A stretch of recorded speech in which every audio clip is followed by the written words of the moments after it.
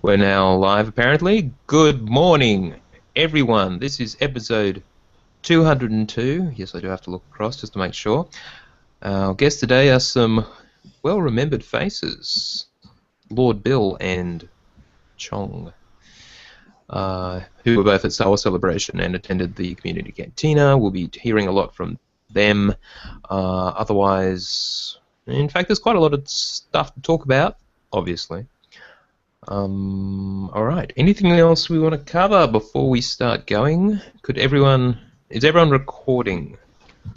Not yet. Okay. I'll just fire up the Twitch chat. Would you like me to start recording? I would love you to start recording. I'll give it to you then. Do you have a Twitch channel, Chong? Because I accidentally typed in your name.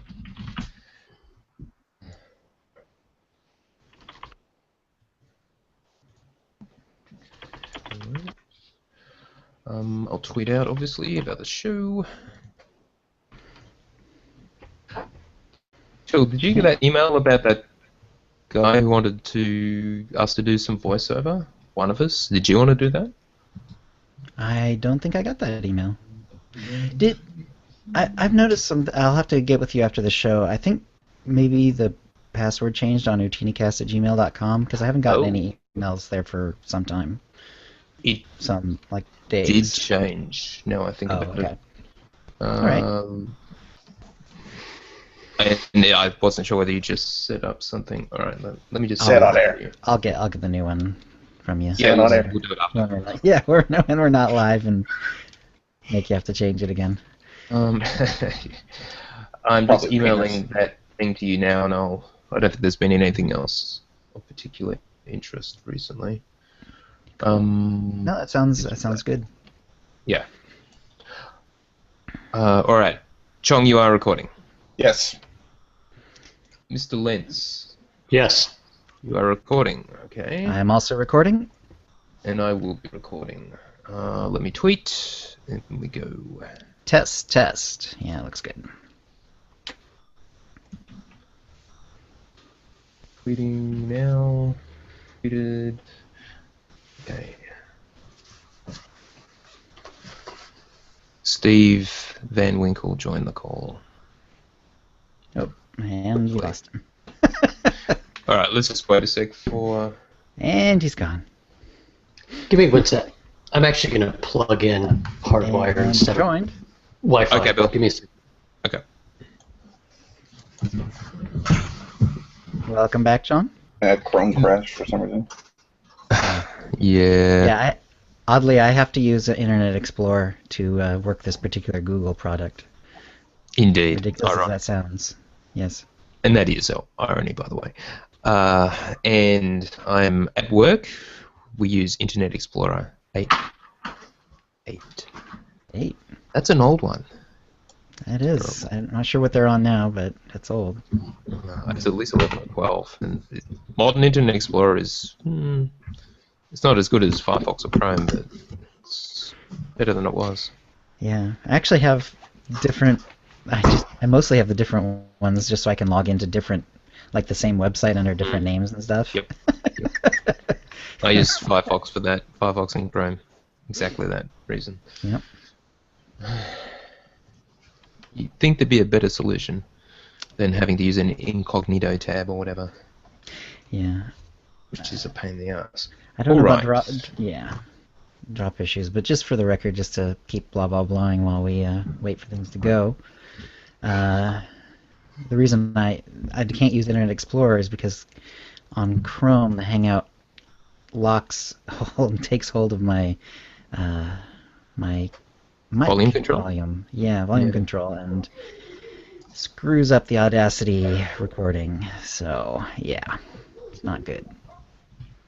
Internet Explorer is much more relaxed, apparently. Yeah, I'm wondering if Jacket was having the same problem when he was recording the War Room, because his volume was seesawing a bit as well. Yeah. There could have been something else. To be fair, there is a setting you can do that seemed to work, but then what would happen is if for any reason the settings got reset, because of an update in Chrome or because I touched the options button or anything, then it would go back to changing the volume all over the place again, and that was causing Tio too much problems. So, Oh, you wouldn't believe it. You wouldn't yeah, believe it doesn't take much to really make Tio's life a lot harder. So editing is tricky as it is, And he doesn't need hard things in his life for right now. There's enough things coming up. especially not now. Yes. That's right. It's coming. All right. So Bill is recording, Chill is recording, Chong, you never stop recording. Correct. All right. Good. Let's roll. All right. Going in 5.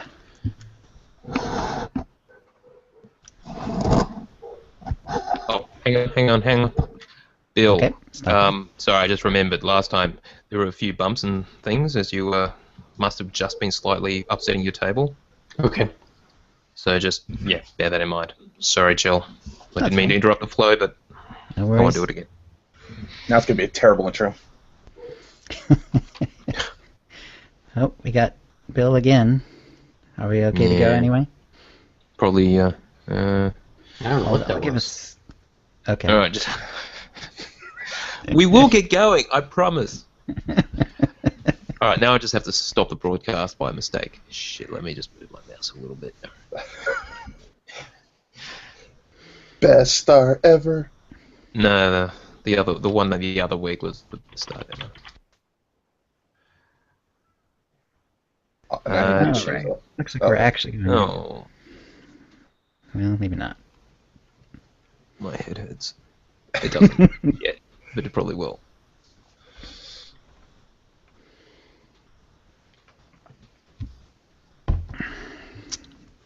Take a little caffeine in. Can you guys see me now? Hear me?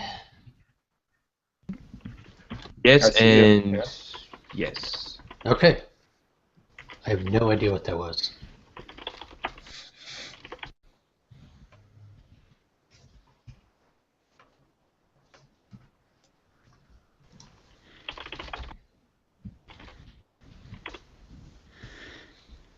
Right, so I think we're ready. Let's try it. Third time lucky. Okay, going in 5. Hi, and welcome to the OotiniCast. My father has it. I have it. My sister has it. You have that podcast too. This is episode 202 being recorded on Wednesday, April 22nd, 2015. I'm your host, Chill, with our producer and co-host, Tio. Hi, Tio. Hey guys, it's probably the best one ever. First awakened one. And our guests today are Bill, yes, Bill, Moneybags Bill, and Chong, Boss Chong of the PvP and all that good stuff. So, and of course, both of these guys were the ones who went to Star Wars Celebration. We'll be talking a lot about that later. So let's start you off, Bill. Go ahead and tell us about last week or two, and the Celebration stuff. You can hit a couple highlights if you want, and then we'll go into detail later. Okay. I haven't been playing much. I've been on vacation for a week, so Right. the last time I played was when we raided 2 weeks ago, and I think Tio already said too much about that last week when he said like 5 words about it. Yeah. Other than that, I've played a few matches of PvP on my Vanguard after the War Room to see if I could get into it or not. Jury's still out on that. But other than that, spend a lot of time at Celebration. I can't believe it feels like I was there for 2 weeks and it was only 4 days, but I don't even know what to start with. It was just so much fun. You can't describe what it's like to be around that many people. I would tell you 50, 60,000 people that have such a shared passion that there was, even though you spent so much of your time standing in line, literally bumping up against each other, sometimes for 8, 10, 12 hours at a time, I never saw anybody upset, angry. We got shut out of panels. No one ever pushed, shoved, nothing. It was the most jovial. And I think Mark Hamill said it in the opening pack. It is like this extended family. Like there's just no ill will at Star Wars Celebration. It's frustrating at times, but it's a great environment to be in. Which like of all the Star Wars celebrities that were there, which one was like were you the most excited to see? Well, this is my second celebration, so we'd seen a lot of before. The first panel, I mean, obviously, the opening was amazing, and seeing all the new faces. So it was nice to see John Boyega and Daisy, and just the new blood, and for the love of God, seeing BB-8 roll out in front of your own eyes, operating. That is cool. Yeah. Even though it was a couple hundred feet away from me, it was amazing to see right there in front of you. It was just outstanding. It's still like, how the heck does that thing even work? But it's so cool. Yep. They have very clever buy one engineers, yourself. They basically. can make toys out of them, apparently. Oh, so whatever it is, it's reproducible relatively easily. Very nice. It's probably something really clever with like counterweights and magnets, something like that. And I believe there's a you probably use diagram it for online. force. Right. Very cool. All right. So let's get on to you, Chong. How about your week? And what was your highlight of the celebration? My highlight. Well, I went to 2 conventions within the same month. I went to the same convention center. Oh, wow. Went to the WonderCon, which was 2 weeks before that, and then like Bill, I think it's not just Star Wars related. Every convention you go to has that same atmosphere where everyone is there for celebrating what they love to do, even when it's not just one particular thing like Star Wars. But it is very cool to see like one theme running through an entire convention, and that was Star Wars. That I'd never seen before, and that I thought it was really awesome. I loved all this. What I love mostly is when you go to conventions, you usually see people do weird hybrids of characters, and I love seeing all the different Star Wars hybrids. There's like a Boba Fett, Wonder Woman, a Snow White. I don't know. We got pictures of that. There's just weird. People come up with weird. Yeah, there's like a Deadpool Stormtrooper. Right. It was so weird, and that was the kind of stuff I liked seeing. It was all the mix match, costumes. There's a Han and Leia Frozen crossover. That was interesting. Mm-hmm. Yeah. So that's pretty much what I did. And for in-game, the only big thing I could say I did is I actually got in one ranked match this year. So I did my first ranked match on the server. Woo, pop my cherry. All right. I can never get a queue. Because the times I play, no one's ever queuing for rank. So. And did you win? No, I lost. One of our guys DC'd or quit or something like that. It was 3 versus 4, and we never got a replacement. So. Yeah. That you won't get a replacement. That's how it works, unfortunately. No. So I don't know. I don't have much experience with ranked because I can't get into them. So.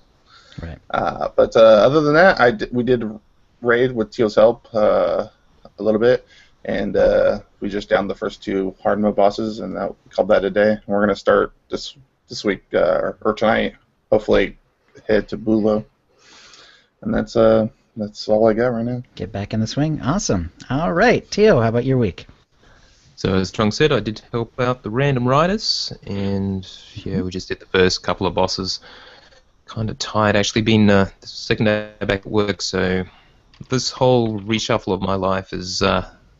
Taking it out of me, actually, but I'm sure it'll all settle down again.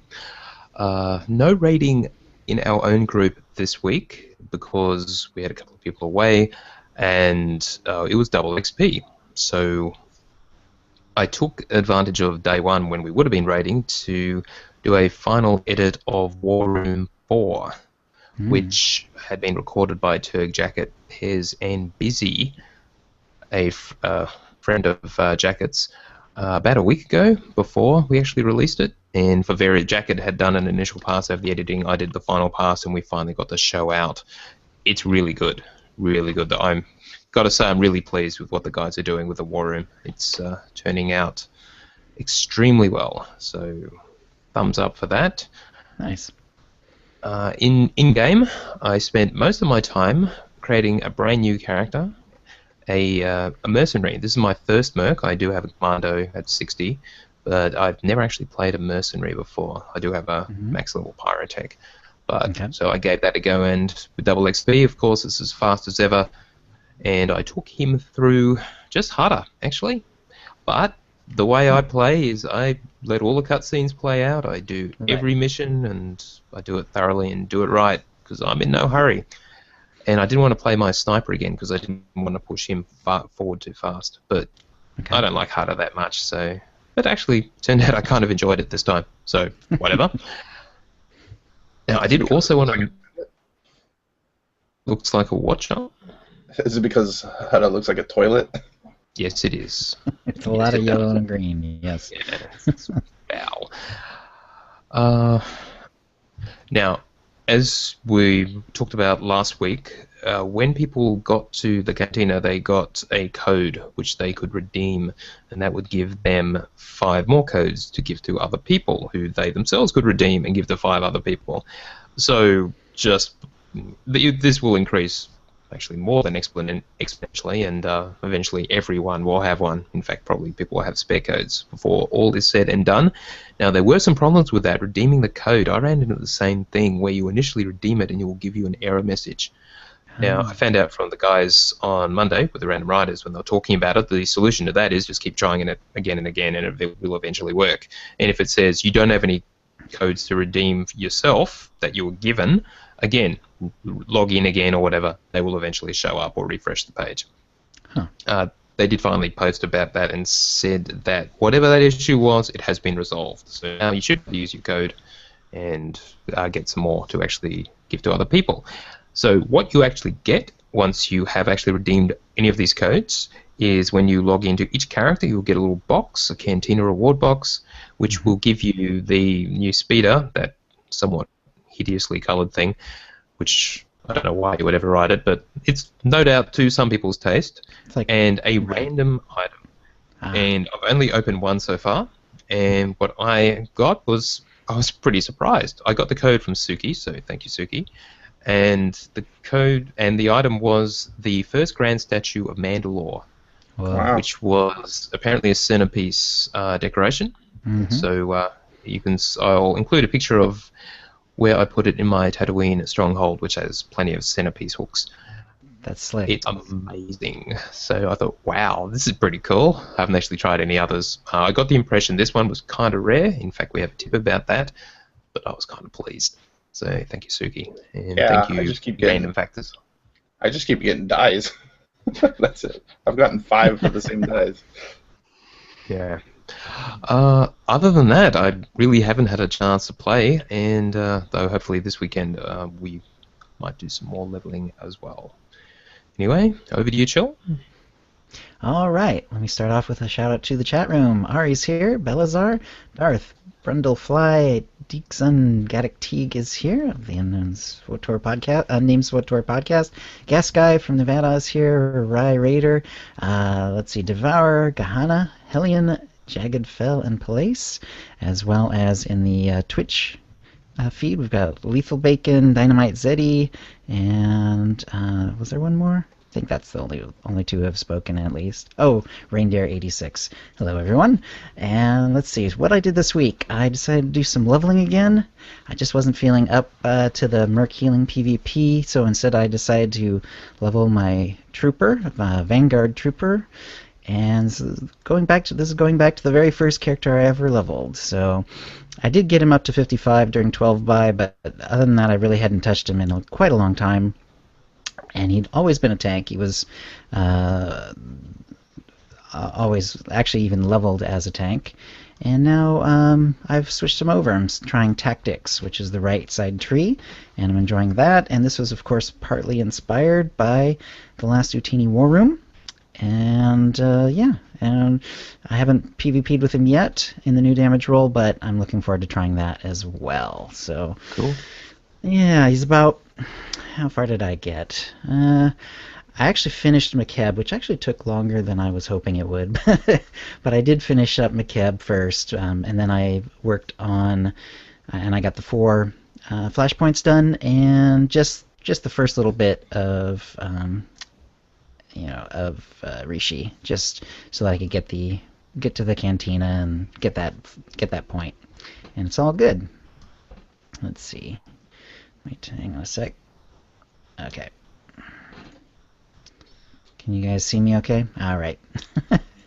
There was some sort of app that's kind of messing me up. Can you hear me okay? We can, yes. All right. Thank you. All right. So that's, so pretty basic. He's about a little over halfway done, and I'm kind of forgotten how much I actually like that character. And it's kind of good to see him again. It's also interesting, of course, just to try a different spec that I haven't tried before. So, because I had not done any of the DPS at all, just tanking, and he does pretty good damage, especially considering that his gear was all sort of. He actually had the old Kalumi mushroom head helmet from Awesome. from the first version of the operations and stuff. So, yeah, his gear is pretty bad.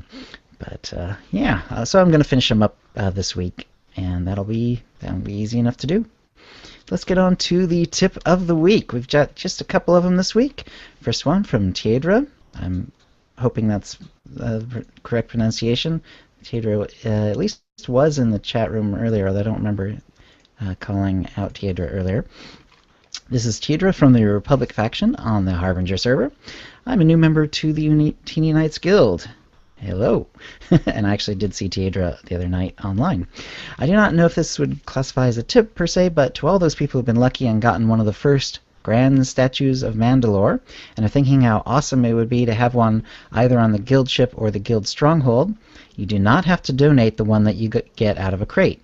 Once you add it to your decorations, if you find it in your available decorations, you can donate it to the guild for 10k credits. You can have a maximum of 10 per account and 10 per guild. On a side note, I donated the maximum amount to the Utini Knights, so have fun decorating with this awesome looking huge statue. Thank you very much, Tiedra. That is awesome. Very cool. I have a question. Do we have centerpiece mounts on the guild ship?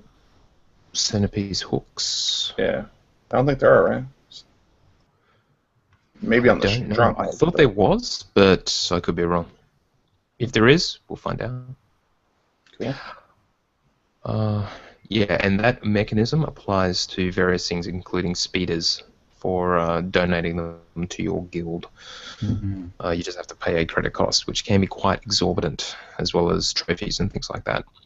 Our second tip is from Naaman. Seeing as it's bounty week, and you're probably trying to get a specific henchman bounty, go to Dolphy and see what beacon that bounty is assigned to.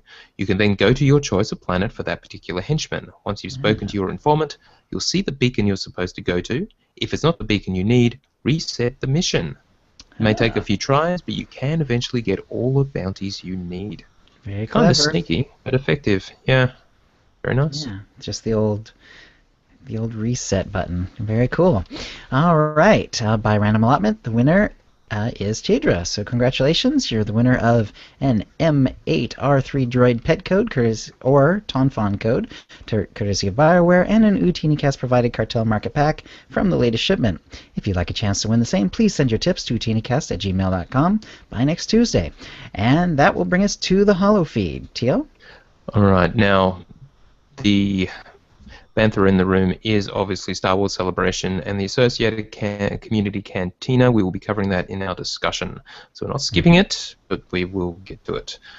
But in other news, Game Update 3.2 is coming next week, next Tuesday, 28 April. That is next Tuesday, isn't it? Yes, that's right. Is. So to prepare for it, all you really need to know is that the Zyos story can only be done on a character that has completed the Shadow of Revan storyline. You also must be level 60 for that starting mission. You pick it up from your terminal in your personal starship. Okay. and you go from there. When you start that initial mission, you will end up on Ziost, so just be aware of that, at least in its space station, etc. Right. You play through it. As I've said before, I did it on the PTS. It's a very, very cool and well-told story. You'll be done in maybe 2 hours. Okay. Be warned. So, expectations... Yeah. Right. And since you're already level 60, until there's an expansion, there's no experience. It's just for story. Yeah, and they You get do any have cons or other gear-related stuff? Yep, there is some new currency that you can get from doing the missions, and that with basic comms is used to purchase various gear. Was on the vendor that I checked. There may be other stuff as well, and I think there was a new reputation. Okay. I'll have to go back and double check that, but that's pretty much it. Ziost is beautifully done. It's kind of a very haunted feel, given the nature of it. Swotor on Twitter has been tweeting out various images from it. Bill let us publish a screenshot of Master Sorrow, the leader of the 6th line of Jedi, today, which I'll include in the show notes as well. So yeah, I mean it's a solid story, no doubt. It's just that's all there is. That's just cool. that. But anyway, we also get the outfit designer, so nothing you actually have to do to prepare for that. You just use it when it comes out. Just enjoy, yes. Awesome. So, yep. But no gear changer, not yet. All right. Now, there were some updates about the rewards for Season 4, Ranked PvP Season 4, that we covered on the last show. There was just one more comment, I think it was from Alex Modney, Mr. PvP, and he was just talking about the effects on the swashbuckling weapons that will be included for, I believe, the 2nd tier. You get the box with the various weapons in it. And he was just saying there aren't any Fire-esque visual effects on those weapons, but they do have visual effects that adjust to the color crystal attached. You can see circles and gears on the side of the blasters. They rotate and glow pretty fantastically. This, in his words, on the lightsabers, the crystal glows at the base of the hilt and right above the guard. So more extravagant visual effects are great and something they want to do more of for season rewards. But also they're trying to fit it into the lore and the aesthetics of the game, etc. So they're trying. Having the colors adjust to the color crystal is very cool, having those effects, not just the color of the blade or the bolts. So that's cool.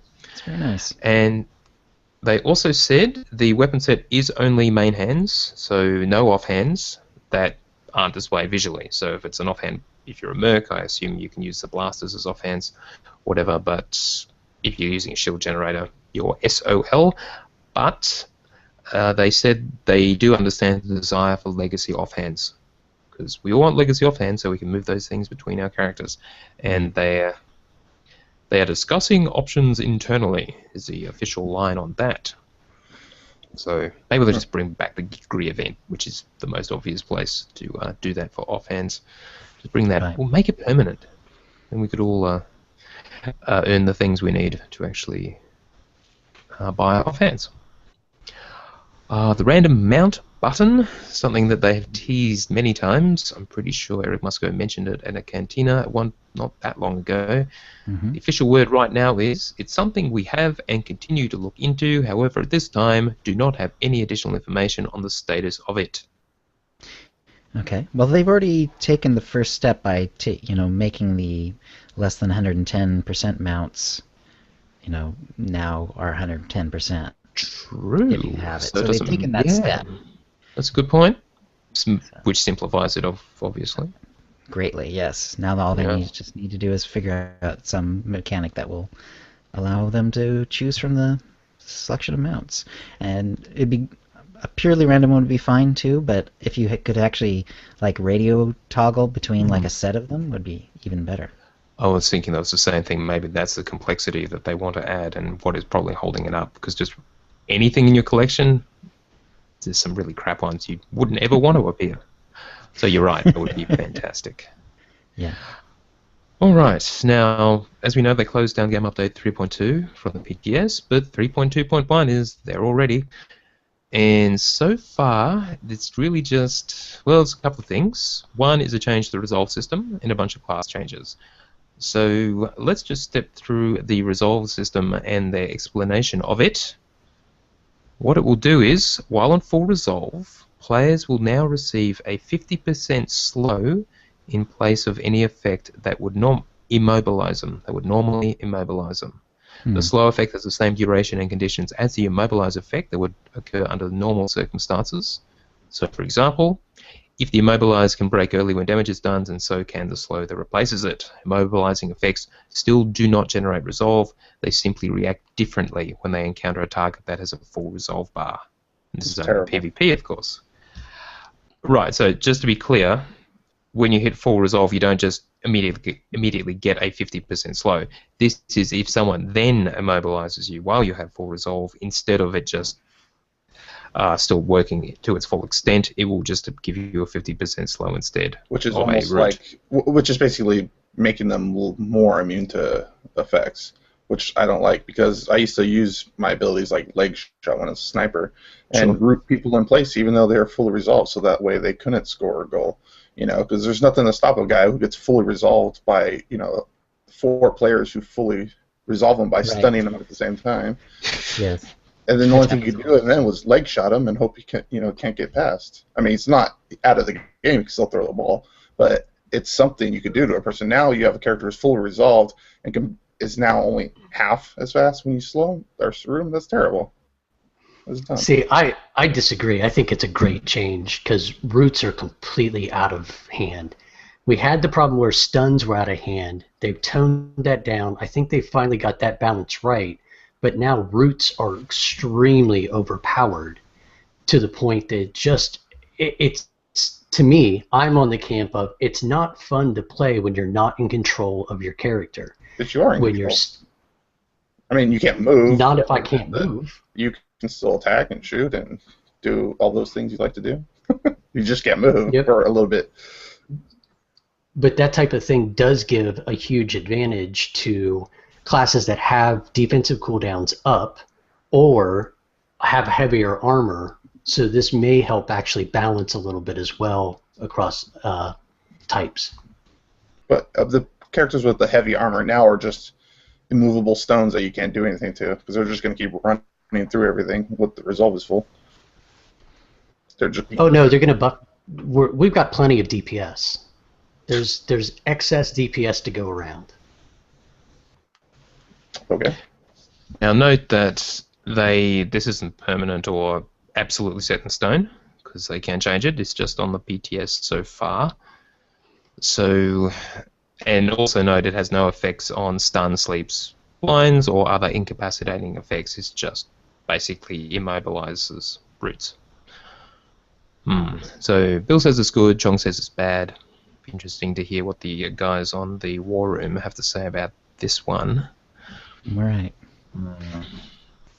I guess we won't know until it hits live because people don't really test out PvP stuff on the PTS. Well, I'm going to avoid characters with roots, let's put it that way, because they're just pointless. Alright, now they did have some other changes, class changes. First one is for Shadows and Assassin tanks, where the ability that they get, it's their 4th in the discipline path, the top level one, that replaces their telekinetic throw if you're a shadow, for example, and in cascading debris is what it's called, and it can now be channeled while moving. That is a big change for tanks. Yeah, it's a 3-second channel, and yeah, for a tank, that's fantastic, but it is only for tanks. Okay. Now, they did have... Are you sure? Okay, because it's only under kinetic combat tree. Yes, and it's only the ability that is at the end of their discipline path. So right, that'll actually help PvE tanks because I remember there were tons of fights when I was shadow tanking. The boss would do little knockbacks and stuff like that. Not actual silences, not actual stuns, but just knockbacks and stuff like that. Sure. And it would interrupt your telekinetic throw, which unfortunately is a pretty important ability, both in damage and you also get a tanking buff from it. So the fact that you'll be interrupted less easily by bosses is potentially very helpful. Okay. Now, let's just quickly walk through the rest. For Jedi Knights, this is specifically Sentinels and well, for Sentinels, firstly, what they've done is they've consolidated some of the top top-tier utilities to create room for a new utility that allows transcendence, or predation, which gives you the 50% speed boost and 10% melee and ranged defense for 10 seconds to your whole raid. So it's extremely useful, and if you don't have a Sentinel doing that, you really notice. If you had been used to it previously when you're doing like a fight, Chill was popping it all the time when he was on his Sentinel. They have replaced it. They have added a new heroic utility called Ardor, and what it does is, instead of consuming your centering, which you also use for a damage boost, certainly in the Watchman tree, it makes your... Well, what it used to do is make your burns crit. Maybe it still does. I haven't actually played mine in too long. It will, instead of using any of your centering, your Zen, the centering which you build up to 30 stacks before you can spend it, instead it just consumes none of that and triggers a 30-second cooldown. So you can basically hit Transcendence on cooldown if you take this heroic utility. Yeah, the DPS one on the middle tree is, if you're using centering for DPS, it basically greatly speeds you up. So basically you just do tons more damage over a short period of time until it runs out. And that was awesome too, but it obviously, you lose on a ton of group utility when you don't use it for Transcendence. Indeed.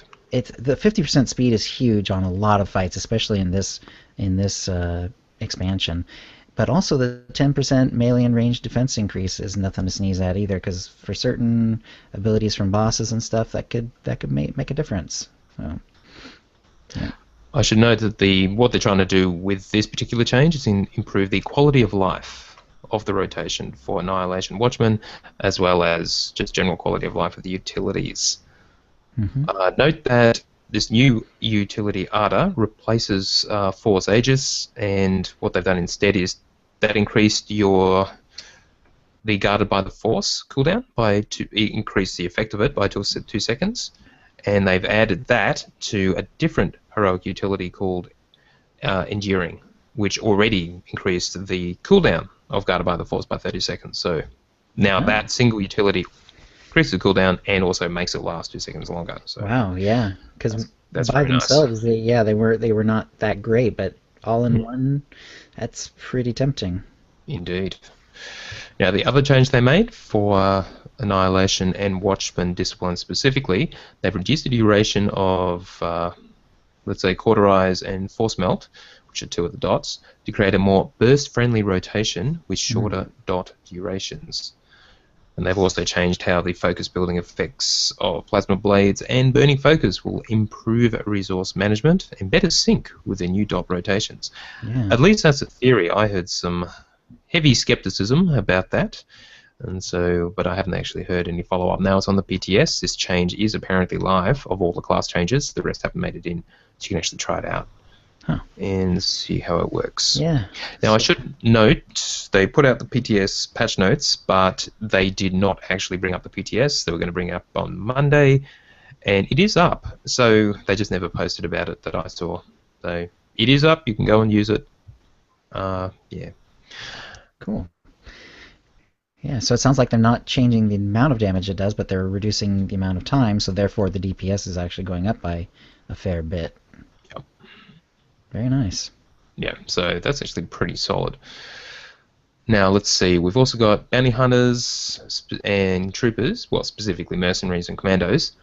Rapid Scan is now available at level 10 to all mercenaries, but they've nerfed the healing that it does, and it actually does a lot of healing. And yeah, the other thing they did was what's it called? Advanced Medical Probe for Commando, specifically in the Combat Medic discipline, and Healing Scan in the Bodyguard discipline is also granted at level 10. And their healing has been increased. So for non-healers, it's been decreased. For healers specifically, it has been increased, the amount of healing that it does. Okay.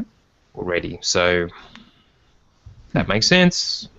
I know being healed by a non-healing commando for a substantial amount just by doing that scan was quite surprising. Right. It's designed to improve quality of life and utility of all mercenary commandos. how's reducing the healing improving the quality of life? Well, the explanation is it provides a burst self-heal option for non-healer disciplines at the expense of their heat and energy cells. Okay, and creates a very potent burst heal for actual healers for aggressive combat scenarios. I liked it the way it was. Yeah. Those changes are not live on PTS yet, but expect them shortly. Okay. And there are threads for all of each advanced class, so please add in your comments about this. But this one you probably want to try out just to see. Not only does it make it harder for you as a mercenary here, it makes it harder for the healers, because I used to, like, on my downtime, throw a heal on myself. So that way I was helping the healers out when I'm not doing anything. Especially like Underlurker, when you run behind that boulder. Yeah. Heal. Damage. Well, next we have Sith Inquisitors and Jedi Consulars, specifically Sorcerers and Sages, Sorks and Sages. This one I'm really not too sure about. So we'll use the Sage nomenclature. Noble Sacrifice has been redesigned. Now that's the thing you do to life tap, effectively. Right. You consume some of your health and you get your force back. Noble Sacrifice now consumes 10% of your maximum health to restore 200 force. Additionally, Noble Sacrifice now has a 3-minute cooldown. Interesting. Okay, so instead of being part of a rotation, it's now a big chunk of your force, but it's pretty rare. And, you have to be careful about when you use it. 3 minutes. I think it stops those PvP matches where if you're not doing anything, you'll see a Sage or a Sork just sitting there, popping their health down constantly, and then healing themselves up for the little trophies. The medals. Yeah, the medals. Right. Is that worth scalping the class for that, though? I mean, you're a third of your health or a third of your force on a 3-minute cooldown. Well, it's like getting your force. It's making it in line with the other classes that sort of be able to get their energy back. The other two classes that don't have resource issues, though. My Merc does, or maybe that's just me, but I have to use my heat sink dump, whatever it's called, in my rotation. Alright, so they're also testing passives and utilities that will allow Sages and Sorks to reduce the cooldown. In addition to what they've just described, they will also be increase the healing resource costs with increased healing power. So the heals will be stronger, but they will cost more force to actually cast. Okay. So until we see the full set of this in action, along with the passives, presumably like the healing discipline path will probably have things that make the cooldown much smaller, because they're the only ones who really suffer from losing force. The other two, from memory, pretty much don't. You have to work pretty hard to burn through your force on a unless you're a healer. So we have to see the full set before we can really judge.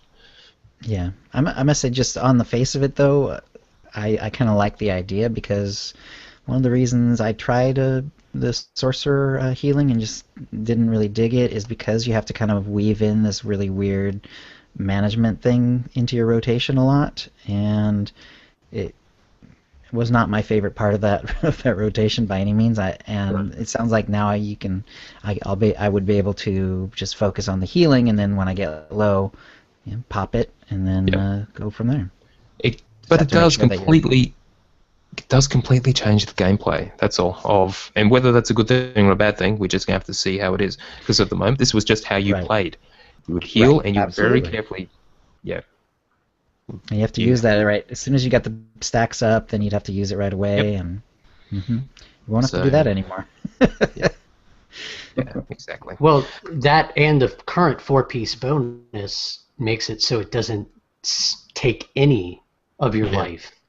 So reducing it to 10% is it's not really helping if you have your 4-piece anyway. Right. Unless they change that. Yeah. This one we have to wait and see for sure. But it just seems like an odd way to just completely change its gameplay. Alright, the other one, the only other class change upcoming, is for operatives and scoundrels.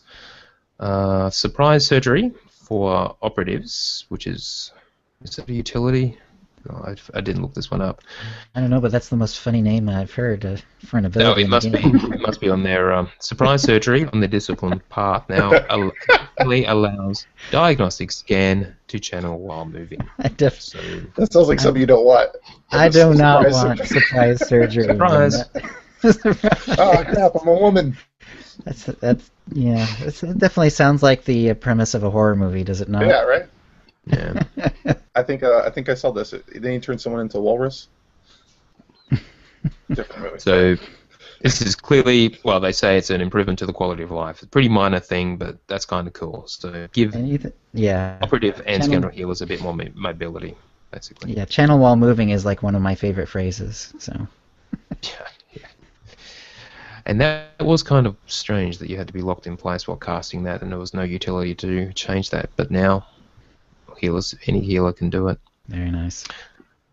Once you're at a certain level. All right, so all of that is live on the PTS. Well, let me rephrase that.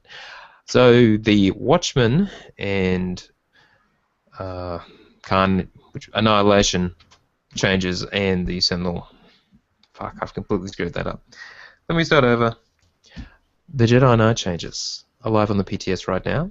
The rest are to come. So hopefully in a build this week. They haven't actually said when they're going to be live. If you've got comments on the initial proposed changes, please go onto the forums and express your concern or applaud them for their excellent decisions that they're making. Okay. All right, just one bit of outside Star Wars news that isn't celebration related. It's kind of feel-good story, if you like. A autistic child sent a letter to Lucasfilm saying, "Dear George Lucas, I don't like that a Jedi cannot get married. I want to get married without becoming a Sith. Please change the rule." Because as we know, according to the movies at least, Jedi can't marry. And they actually got a reply back from your friends at Lucasfilm, not George himself, presumably. "Hello, Colin. Thank you so much for writing to us with your question. It sounds like the Force is strong with you and you are showing great wisdom by asking your question.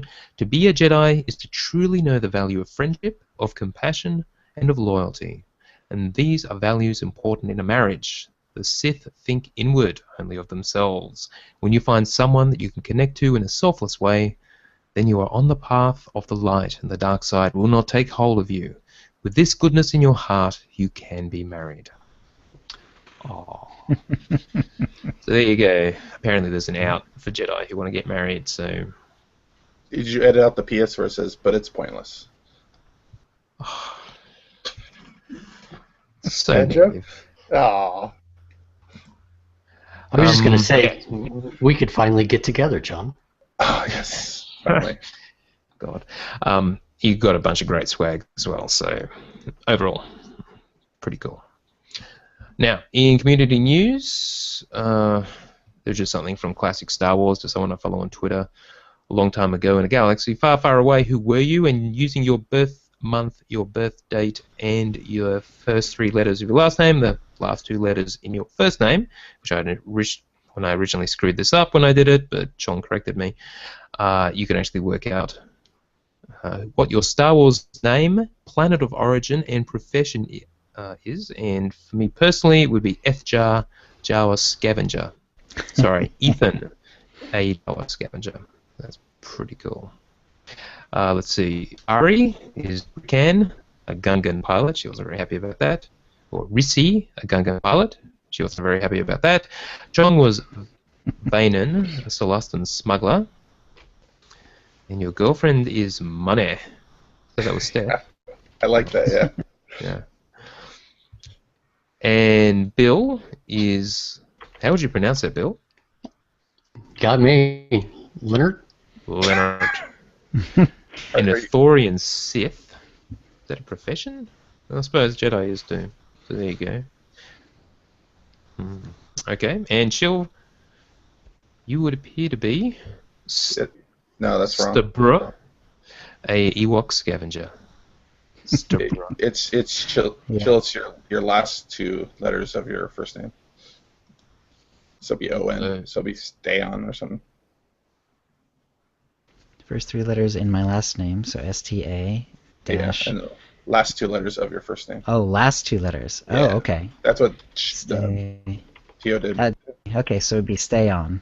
Yeah, stay on. So chill is stay on, and Stay on. Ewok scavenger. I'll include that image so you can work out your own. If you are so inclined, in other community news, we have the Russians have done an update to their discipline calculator, which remains excellent. And what they've done is put it on its own domain. So if for whatever reason you or Block are going to a Russian domain, I guess some people aren't very trusting, or companies or whatever, now you can get at it at the-old-republic.com/disciplines/en. That's for English, because the Russian one probably won't do you much good.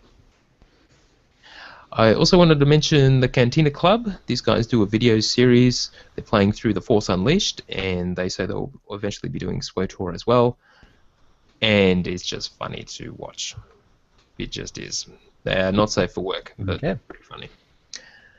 And finally, our Patreon campaign thing that we're doing. So thank you for all of our patrons. Very much appreciated, our Utini patrons. And what I've come up with, well, I was looking through some old emails when we were talking about the origin of, well, when Chill and myself came up with OotiniCast, with Chill's original idea, when we're just talking through the original concepts. And Ari suggested, wouldn't it be cool if you guys did a documentary about that? Little short video. And I thought that would make a fantastic milestone for our Patreon campaign. So if at some point in the future we ever reach the point where we are getting $100 per episode that we actually create, and that's a noble goal, which I suspect we won't get to anytime soon, but if we did, what we'll do is produce a short video, maybe 10 minutes, describing the inception of OotiniCast. Include never-before-seen material, emails, documents, whatever, from the original discussions between Chill and myself, as well as us talking through it and being interviewed, perhaps. Ari has agreed to interview me and Chill. And maybe we can get Hip back as well for that. I'm sure he'd love that. Yeah, so anyway, if we ever get to $100 an episode, that's what we'll do. Wow. You guys are almost, what, third of the way there already? Yeah. So it's not impossible, but yeah, remember the way Patreon works is you nominate how much you are willing to pay to us every time we publish one of our mainline episodes. Our interviewed ones and the War Room don't count, and you can cap how much you contribute every month. So even if it was $1 an episode, and there are rewards associated with each tier as well. We got $1 and $2 tier rewards.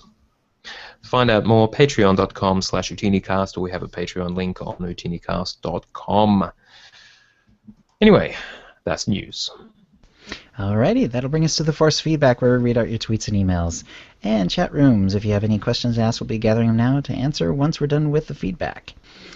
Starting off with Sunner, who wrote in, I was wondering how some guilds were getting hundreds of thousands of conquest points right as the conquest starts.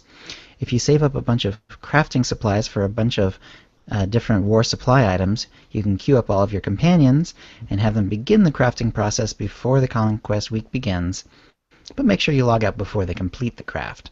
When you next log in, you gain all the conquest points, so long as you plan to log in when the next conquest starts. You can potentially gain tons of points right away. It will often prevent other guilds from bothering if you get a big enough start. I assume this is the only way people are starting conquest weeks off with so many points.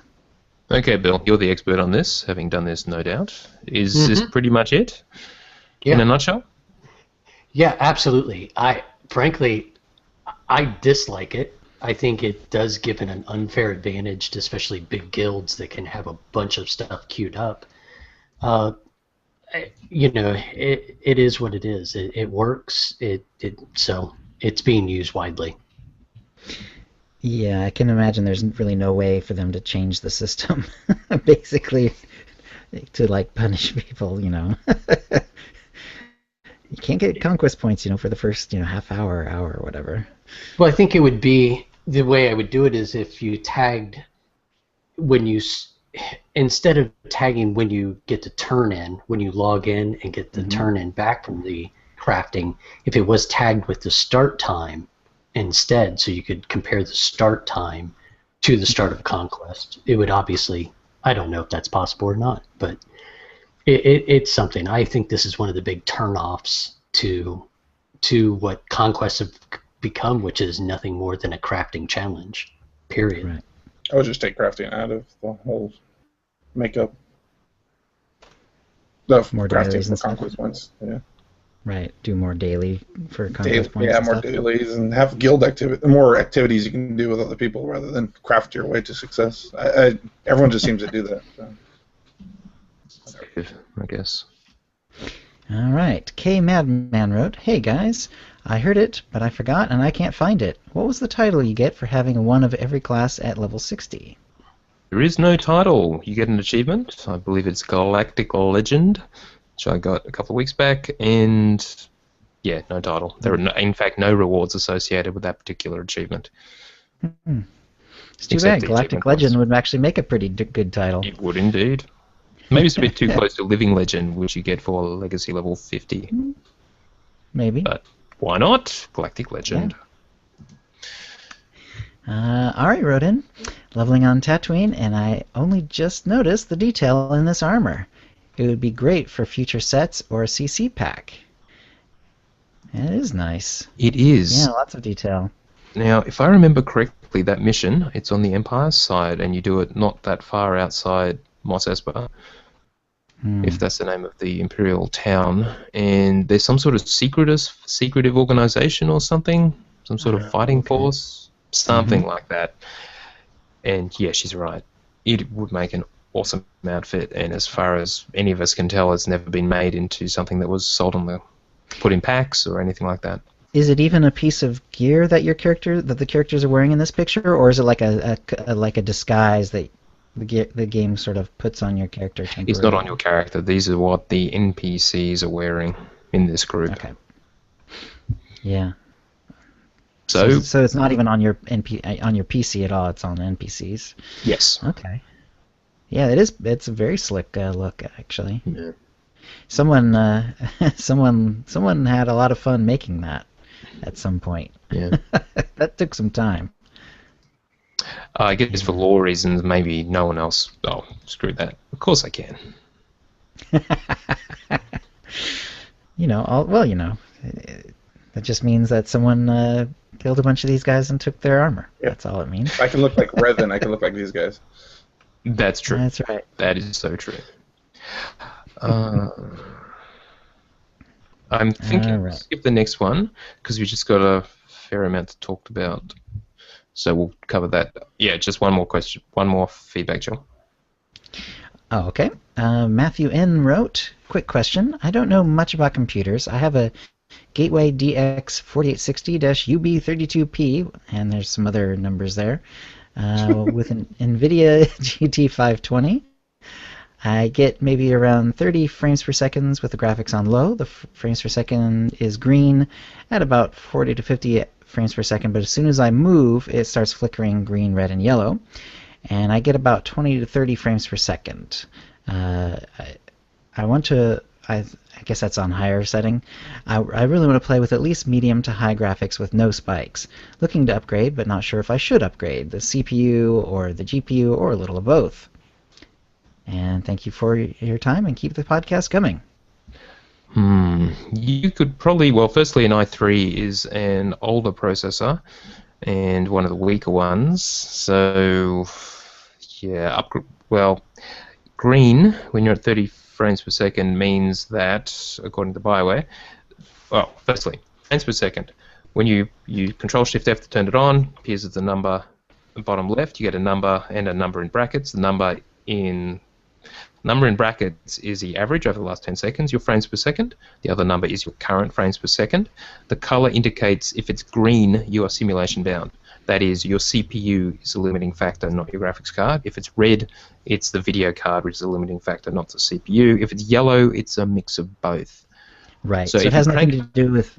Red and green have nothing to do with danger or whether something's working properly or not. It's simply a shorthand. Could have picked better colors.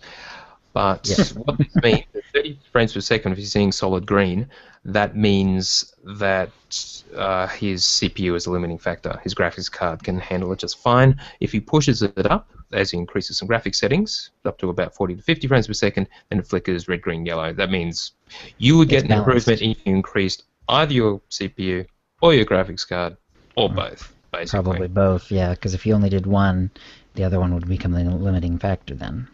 Yeah, so the answer is it looks like probably your CPU would give you a definite boost, but your graphics card looks like it couldn't push far beyond that as well. So I would upgrade both if I were you. Right.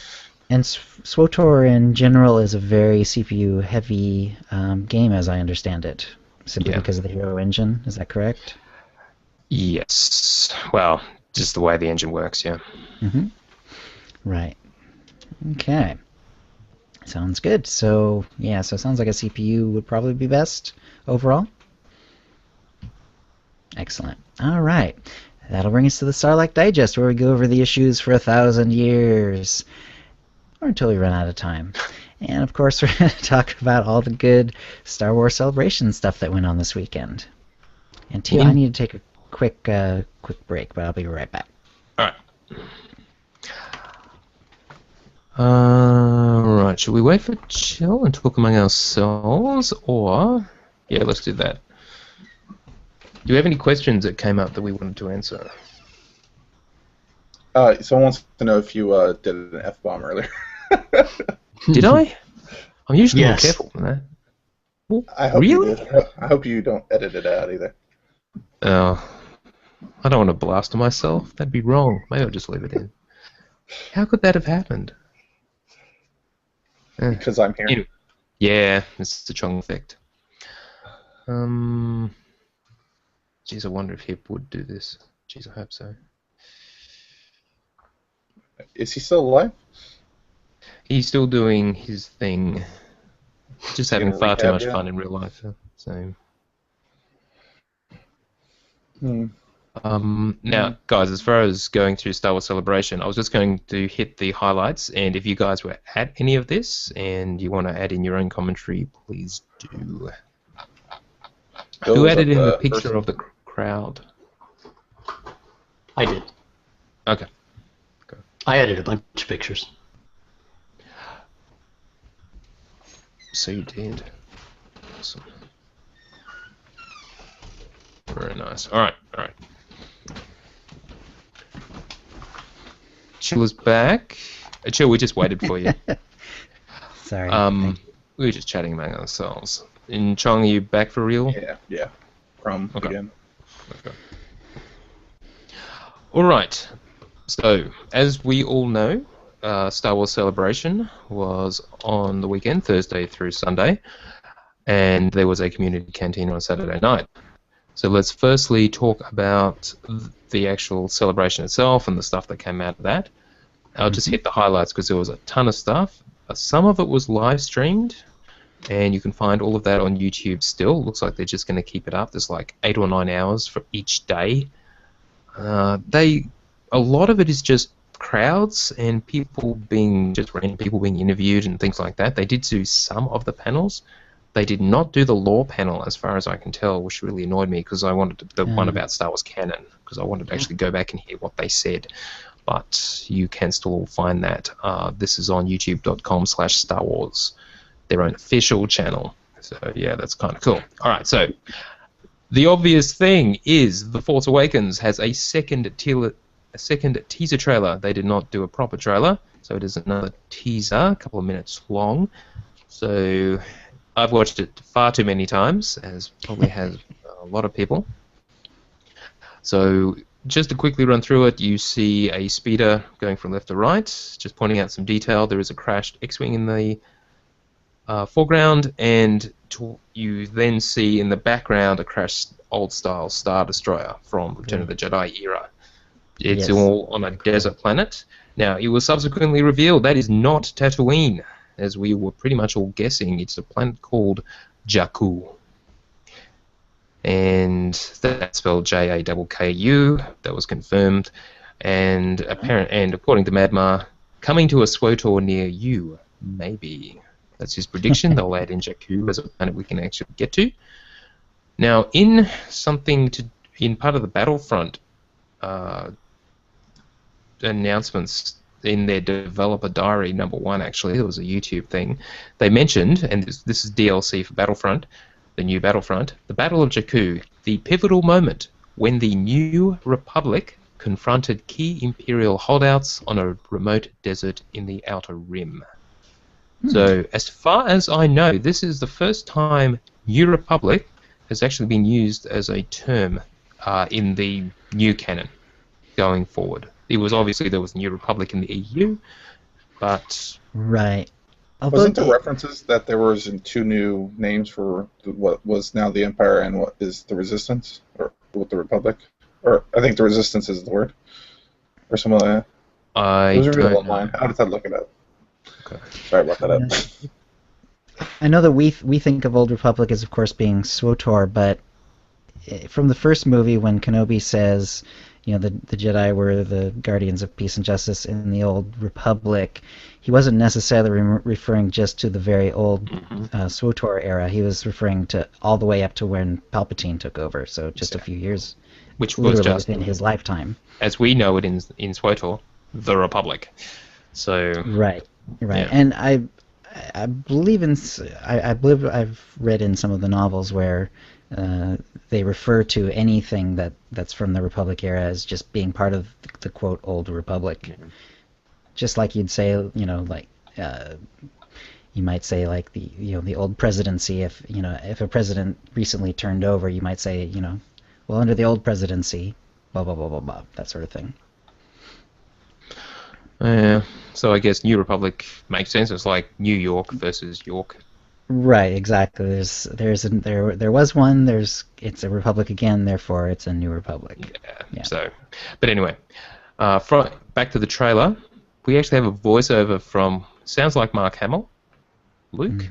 He says, "The Force is strong in my family. My father has it." And they show a melted Darth Vader helmet, probably from the funeral pyres. Looks like someone's kept it as a collectible. And this has sparked all kinds of speculation. My father has it, present tense, implying that he's still alive. How could that be? Well, maybe he's just talking about the Force Ghost. He is actually quoting himself from back in Return of the Jedi when he's talking to Leia on Endor. But then he was quoting that line. He says, "My father has it, I have it," and then we see a cloaked figure with a really battered artificial right hand putting his arm on R2 in a really nice gesture, a very battered looking R2 as well. So if that is Luke, his cloak, we can't see. It may not be, but it most likely is. Yeah, I mean, between the artificial right hand and the sort of friendly gesture, it's got to be Luke. Yeah. Well, it's not all mentioned that he says his father has it. It's a picture of Darth Vader. He says, "I have it." It's a picture of a guy. Right, exactly. Yeah, it's exactly when that bit shows up. Exactly. Yeah. And then he says, "My sister has it," which is obviously changed from when he was talking to Leia. And then you see a girl taking a lightsaber. So. You see what looks like someone handing a lightsaber to someone else, and the someone else, a robed figure, is most likely Leia. Carrie Fisher is obviously not young anymore. Now, that particular lightsaber, if you look at it in detail, is actually Anakin's, Luke's first lightsaber, which he lost when Darth Vader cut off his right hand in Cloud City on Bespin. So someone looks like they've found it. So this isn't Luke's lightsaber, the one that he made himself in Return of the Jedi with the green blade. This is the original one. So someone's found it and is giving it apparently to someone who is probably Leia. And it finishes with, unless they change the quote, that seems weird that he would say, "My sister has it," when he's not talking to her directly. They did change the quote. It switches to you also. Yeah. I mean, he says you, but he says my sister has. That doesn't make sense to me. To me, it sounds like it's a family member, someone related to Luke. But I'm not saying it's Leia. I'm not saying he's talking about Leia. What I'm saying is, he says my sister has it, and that is presumably Leia. Right. And then he says, "You have that power too." And the question is, who is the you in this case? Most likely a family member. Yeah, could be related. Family member. From the EU, it would be a descendant of Han and Leia, like their son and or daughter, Right. But we don't know unless how they Luke had changed it. kids. Mm-hmm. Yep. But we don't know how they changed things, so... We have no idea. No idea. Now, remember, they could follow the EU in at least some ways, and they've said that they may be bringing people out of that if they so choose in whatever reimagined form. So we could actually see Mara Jade or Grand Admiral Thrawn, or not. It's completely up to them. And we certainly don't know if we get the kids as per the EU. So anyway, there's someone who's related to them and has a force. Right. So very cool. The Then, melted Vader mask, by the way, is very cool. yeah. And Yeah, he's gonna sell on eBay. That's why he took it. What do you think about, he also, when he's looking at the Vader mask, he says, "My father has it," in Yeah. present Well, that's what tense. we were saying. Is he alive? How could No. that be? No, he's a Force ghost. We actually saw him as a Force ghost at the end of Return of the Jedi. hmm Both versions. Well, they changed it and Yeah. switched in Anakin. But And who took the mask off of the funeral pyre, Mhm. man? That's a little grisly.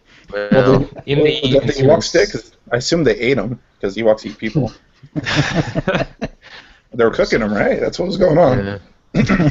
Now, in the rest of the trailer, we see new X-Wings again. We see Kylo Ren, the bad guy, the guy in the mask that looks eerily similar, but actually isn't similar that much to Revan. Yeah, he does. Certainly matches the color scheme at least, but then black and red is kind of what they do, being Yeah, bad but and all. The mask with the lines across the eyes and stuff is pretty darn similar too. If Yeah. you bring up the images side by side, you see just how dissimilar they actually are. So it's But, not uh, Revan. If you see it live in a quick second, you're like, "Oh, Revan." Oh. Yeah, exactly. There's a new banner for the Empire, a completely different symbol, black on red, and with actually looks a bit more complex. So what's up with that? So obviously a Empire alternative replacement. Who knows? Lots of new stormtroopers and things. New TIE fighters, which are similar to the old ones, but again, a bit different. There's a new kind of Star Destroyer. Looks like, who knows? A new shuttle. Looks like the old shuttle, but with missing the top sort of wing thing. There's a dark chrome stormtrooper with a cloak, Yeah. which looks like some sort of super duper stormtrooper. Right.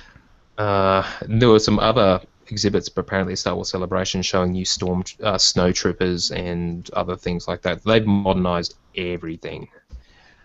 And finally, they showed the Millennium Falcon being chased by TIE fighters. And the final scene, we hear Han say, "Chewie, we're home." And yeah, you see Chewie and Han somewhere that looks perhaps like the Millennium Falcon inside. Yeah, the background definitely looked like it to me. And he I does a know nice this is what Wookiee all- roar, which I would imitate it right now if I could, but I can't. Yes. Not an imitation I can do. And Chewie hasn't aged at all, but apparently Wookiees live They a long don't. time. Yeah, Wookiees live a couple Whatever. 300 years, from what I Yeah. understand. So anyway, he's looking pretty good for a Wookiee. Yeah. And then Batman says, "Do you bleed? You will." And that comes down. That's right. We're talking about the same That's trailer, at the right? very end. All right. Anything you guys want to add? I The think new we- Stormtrooper armor is awesome. Yeah, Yes. I agree. I agree. They did a beautiful job of the upgraded design. It keeps the right notes so that you recognize it immediately, and yet it looks very slick and very updated. Seeing it in person, it is so slick. There were 75 sets of it made for the 501st Infantry. Oh, And Wow. They've already got them. That's so They, cool. yeah, 75 people have them. Anovos has the license to make them, otherwise known as the license to print money. Yeah. And so they showed them off. They were all under NDA up until, I believe, the end of the event. But there's 75 of them, and they got it 2 weeks before and had to build it from scratch with no instructions, paint it, get it up and running, and it looked amazing. That's I can't wait to get a set. Oh, Are you in the 501st Bill, or are you just a private collector? I am not officially a TK member. He's a bedroom collector. Whatever that means. He wears it in that direction. Now, both Chill and Bill took... both Chong and Bill took many pictures while they were there, some of which have been provided, and I will create a gallery, if that's all right with you two, and link to it. So, yes, you will see all the awesome pictures that they took. And there were some great ones that I've already seen. All right, let's talk Star Wars Battlefront. Yeah, so they did. There was a pseudo trailer. It wasn't really a trailer showing any gameplay. You could describe it as a tech demo, I guess. It's showing off the Frostbite engine, which is kind of photorealistic. It's pretty amazing. That was pretty cool. Oh yeah, slick as. They mainly showed footage of a battle, looked like it was on Endor. Very much, yeah, very Endor-esque. Yeah, between rebels and Imperial troops and walkers, basically. And yeah, it's amazing. So if the gameplay is anything like that, it should be pretty good. But who knows? There won't be a campaign, a single-player campaign. There will be a bunch of smaller missions that you can do either solo or co-op. In co-op, there will obviously be the PvP, which is, I think it's limited to, was it 32 players? 40. 40 players, limited to 40 players, which is interesting, but we'll see. I don't know if there seems to be some sort of there's some starfighter play as well. There'll probably be several scenarios like that. Obviously the ground stuff, unclear whether there'll be space. A lot of this may be on rails, don't know yet. Probably not any space. It'll be released on PC, Xbox, and PS4 on November 17. And there'll be DLC coming on December 8th unless you pre-order. That includes a Battle of Jakku that we talked about earlier. So, did you guys see this? Yeah, Bill, do you want to talk about it? Yeah, so I did get shut out of the actual panel. It was way more popular than I think anybody expected. I think there was just as many people trying to get in that actually made it in. But on the show floor, then they had a booth. It was this huge circular stage that was completely draped off from everything else, so you really couldn't see what was going on. But they would take you in 50 at a time. It was basically 3 tiers of just standing room only with a huge screen. Yeah. It was all surrounded by Dolby Atmos, which is evidently this is the first game using Dolby Atmos technology. There was probably, in a room big enough just for about 50 people, there was probably 75 speakers. The sound was crazy. That is cool. What is really interesting was, so they're touting the realism a lot. They actually got to go to Skywalker Ranch, to the archives, and all of their artists went in and were allowed to take pictures of all the original costuming, all the original props from every conceivable angle, then took those back and actually digitized them. Sweet. And they also got all the actual original recording of all the blaster sounds of everything. So when you hear a blaster fire in the game, it is the identical one that was used in the original trilogy when they mixed it. By Ben Burtt. So, awesome. Yeah, it sounds so real. They did show 3 or 4 minutes of gameplay. It was pre-alpha. They keep warning you. It was all done on the PS4. Right. It showed a multiplayer scenario on Endor. So you start on foot running through in your fancy green hanging robe with just a blaster rifle, and you looked like you were in a squad of like 4 players, stormtroopers everywhere, shooting. Then an ATST shows up. They showed how when you're running through, the terrain was really varied. There was a river or a stream that ran through it, running water. It was rolling hills, the big redwoods. You were constantly up and down, and gullies, and coming up, and stormtroopers left and right. Ewok Village was up above you. I couldn't tell if that was actually accessible to players or not, but there were definitely enemies up in the trees in the village, which gave everything a real 3-dimensional vertical feel to the map, not just 2D. When the ATST shows up, it showed you could switch from first person to third person on the fly as you're running around. Huh. You were able to switch weapons, just like you would in any FPS. Mm-hmm. So you could switch to a heavier weapon to try to shoot at the ATST, take it out, continue on shooting stormtroopers left and right everywhere. Then there's an AT-AT, and you definitely could tell that it's just huge. So there's nothing you could really do to it, but there was something in the environment, like a station of some sort, that you could interact with that would then allow you to run, and you literally ran right underneath the feet of the AT-AT, almost getting stepped on, dodging the feet as it's moving, and then ziplining up into the belly, blowing it up, running away from it. And then you enter one of those bunkers that are on Endor, running along, and then one of the squad mates runs by you, and all of a sudden they're being force choked and thrown against the wall. You can't see why, but you run up and turn the corner, and Darth Vader is standing there in front of you and then immediately grabs you. And that's where it kind of fades to black out. Very cool. So it definitely showed it. The graphics are not as crisp and clean as in the trailer.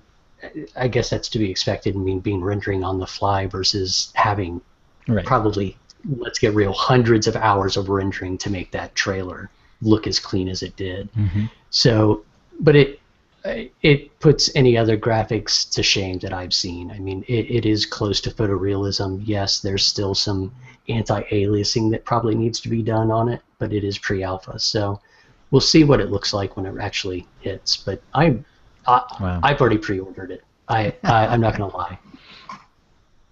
Well, okay. It does sound pretty amazing, and I want to see some gameplay before I commit. But we'll be seeing that sometime before it launches at the end of the year. I'm sure they'll show. They really hit really hard about no photos, no video, that they really didn't want them to show gameplay at all at this stage, and they convinced them to allow it as long as nothing got leaked. They hit that hard over and over and over again. And I haven't seen anything actually online, which is kind of amazing with the thousands of people who went through there. But it kind of hinted that that's the case. They're going to do something similar probably at E3, showing a little more. And as we get closer, they'll show a little more, a little more. Maybe this is a conversation for a different time, but I don't understand this whole not showing anything. It's like free advertising. Yeah. Maybe it's just not ready. Yeah, it's just expectation management, I suppose. Yeah, whatever. All right. There was some news about Rogue One, which is the first of the spin-off movies that will be released on December 16th, 2016. So basically a year after The Force Awakens. And apparently the film will revolve around a rogue band of resistance fighters who unite for a daring mission to steal the Death Star plans and bring new hope to the galaxy. Now, that would presumably be a prequel to A New Hope, and after the episode 3, where we're talking about the first Death Star getting the plans which Leia is carrying at the beginning of A New Hope. Right. Many Baltans will die. Well, that's the second time. The second one. Sure, it'll be exactly the same as the Star Wars radio play. I'm sure they'll just take that exactly as written and make. They'll just add footage to that. I noticed there was a panel that was about the original audio drama and they had people actually perhaps reprising their roles. So I just caught that on the live stream. That looked kind of amazing. Can't be fun. So, yeah. But it is very campy. Yeah. Anything anyone want to add about Rogue One? No, nothing. No. They announced that Star Wars Celebration 2016 will be held in the UK in July 15 to 17th. That's cool. Yep. In London, of course, and yeah, tickets are on sale now. Charlie is going. He has bought himself a 3-day pass, and Ari and I were thinking that we may actually go over there for that. So, yeah, with our little Jedi in tow. So, won't be the easiest thing in the world, but should be pretty cool. Gonna be one of those stroller people walking around. Oh. Yeah. There's a lot of kids there. Right. Anyway, enough said. There was a panel about Star Wars canon and especially working with it. There were a couple of questions about the Old Republic. They explicitly asked, are the Old Republic expansions canon? That would include our game. And the answer was no. BioWare has created their own universe that is so fantastic and we're not going to change it, says one of the people there. And they went on to ask, when are you going to explore the Old Republic part of the timeline? It's definitely not off the table, according to Leland Chan from the Story Group. So you could say that that means the Old Republic or SWTOR is not canon, but it sounds like from what they're saying, it's the same old story. BioWare have their own little chunk of Star Wars. It's anything that happens there probably won't affect the future, as far as though they're making sure that it is in line with it. It's BioWare's playground to do what they will. Right. But if the Story Group ever does venture there, then we come back to it. So yeah, and it's pretty clear that they will, if they want to, they will ride roughshod right over SWTOR. Yeah, exactly. So in other words, you can think of it as canon until it isn't. Is one way that I saw in an article talking about it, but it just doesn't matter. SWTOR is SWTOR. It's in the Old Republic until the Story Group come and crush it or change it completely. It's exactly what BioWare is envisaging, and most likely they'll just leave it alone. Most likely. Right. We're almost there to the cantina. Not that will take very long. We had a couple of announcements about Star Wars novels. Star Wars Battlefront, Twilight Company, is a novel that's being written by Alexander Freed, who is a writer on Star Wars The Old Republic. So that's coming out this fall from Del Rey. And Alan Dean Foster, a well-known author who's written lots and lots of stuff, including other Star Wars books, is going to be writing the novelization of Force Awakens.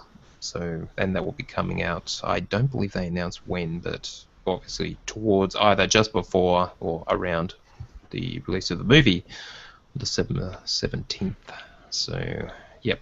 As we know, there's a whole bunch of kids' books and other novels coming out towards the end of the year, all of which are, well, they're trying to bridge the gap between the movies and the new movies, the old movies and the new movies. Okay. And novelizations are always tricky. Finally. Sorry, go ahead.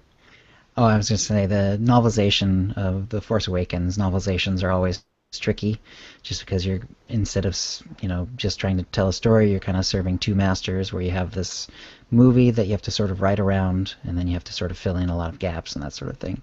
It's very tricky. But a lot of good stuff comes out of it, too. And if you're interested in Star Wars canon, that will become canon. Right. And, that's where we got, the first time the word Coruscant was used was in one of the novelizations of one of the movies, so that sort of stuff happens, so yeah. Okay. Could be good. All right. Now, let's get to the Community Cantina that was held on Saturday night at a hotel next door to Star Wars Celebration. Firstly, we did have someone in Facebook point out to us that BioWare had actually stated previously that the Ziost Game Update 3.2 was one of the two major updates that were coming this year. Last week we were kind of talking like there were two other updates beyond 3.2, but no, and I did confirm this. This was back in early February, which we probably reported on at the time, and I just forgot. So, yes, Ziost is one of those 2 major updates. Okay, that makes sense. Yep. Okay, so let's talk about what was actually announced during the live stream, which went for an hour.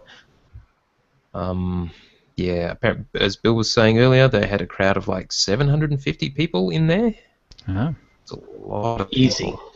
Yeah. Yeah, so this is probably one of the biggest crowds they've ever had, or the biggest crowd they've ever had. So you could tell Eric was a little bit nervous, or I got that impression at least at first. And you can't blame them, really. But anyway, what they actually said during the panel was a whole lot of recapping of stuff they did in the last live stream about Ziost. So if you heard it the previous time, you didn't hear anything new at all.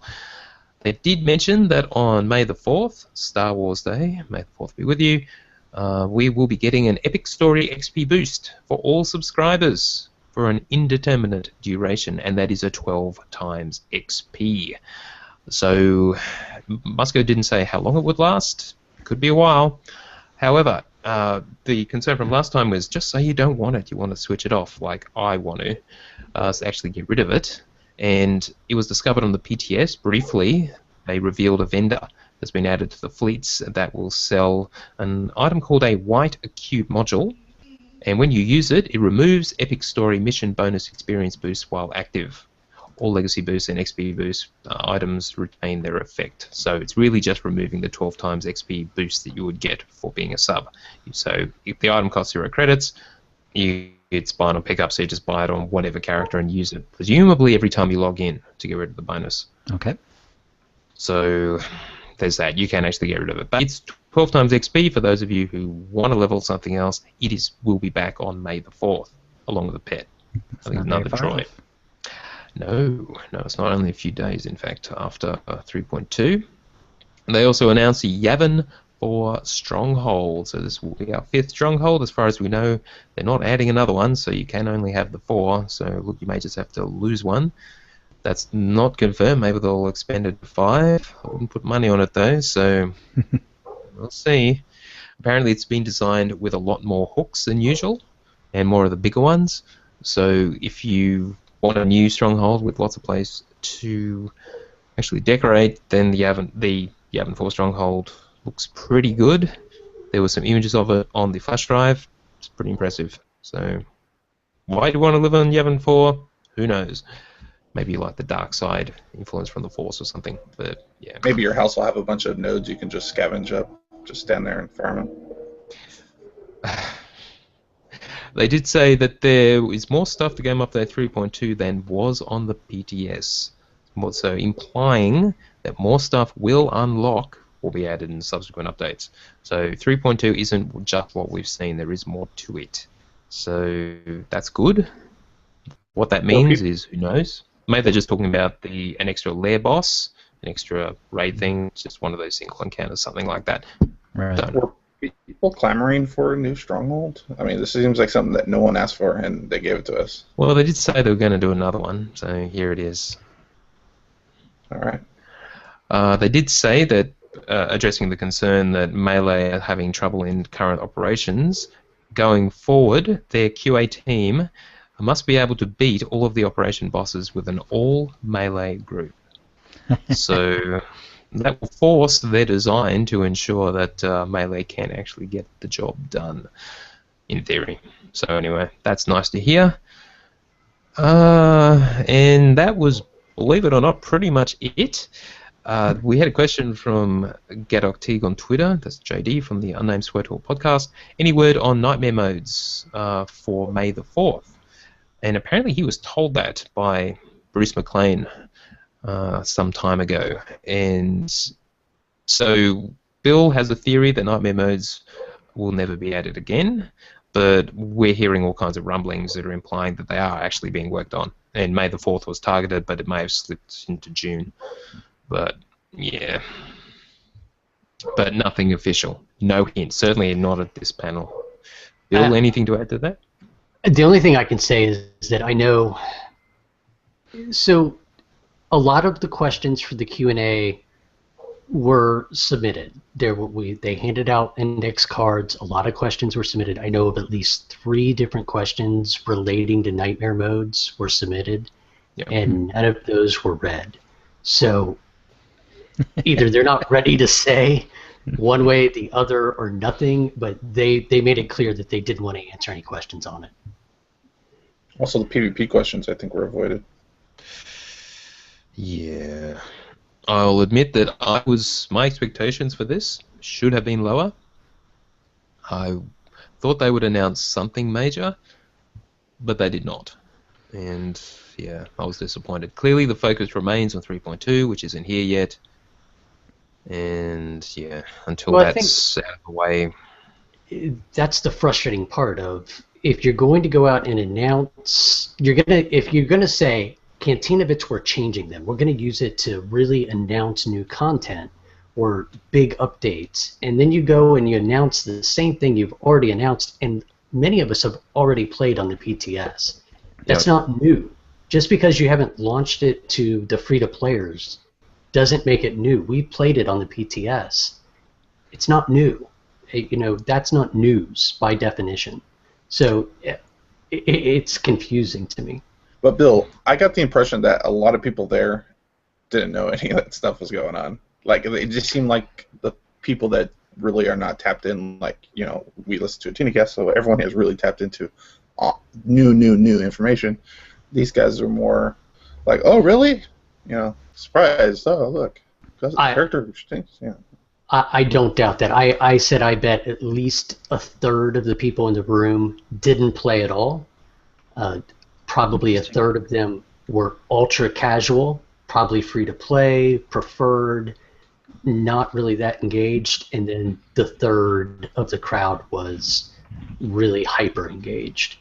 So it definitely showed. Until you've been there and been around, Chong is absolutely right. As many people that are there, it is a highly, highly casual group. They were excited by everything that was announced. There was a lot of excitement in the room.